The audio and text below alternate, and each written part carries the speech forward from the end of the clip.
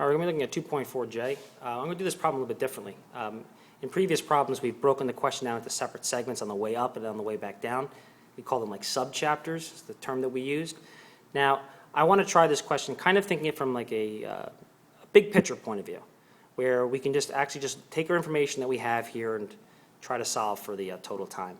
For this question, it wants to know, well, it says that the ball is thrown, it comes back down to the point where it returned with a negative velocity of your code divided by 10. So my code is 2, so it'll be 0.2 on the way back down. And then a couple things that we know. We know that the acceleration is equal to negative 9.8. That really hasn't changed. We also know that the final velocity at the top, or say the velocity at the top, is equal to 0.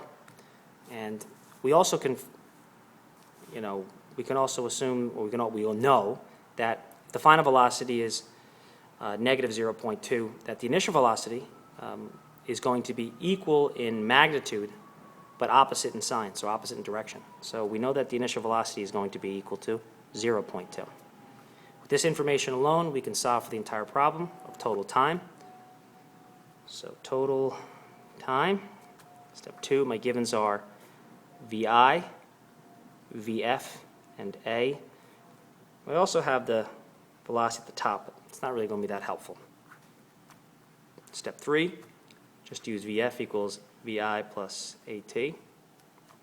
Step 4, VF is equal to negative 0.2. VI is equal to 0.2, negative 9.8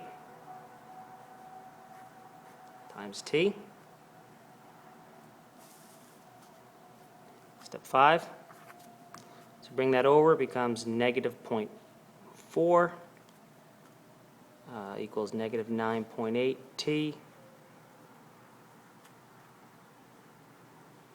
On the calculator,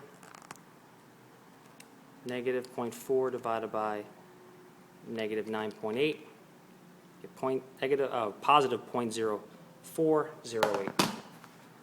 So the total time comes out to be 0.041. It's not realistic, but it's an answer because our code is so small.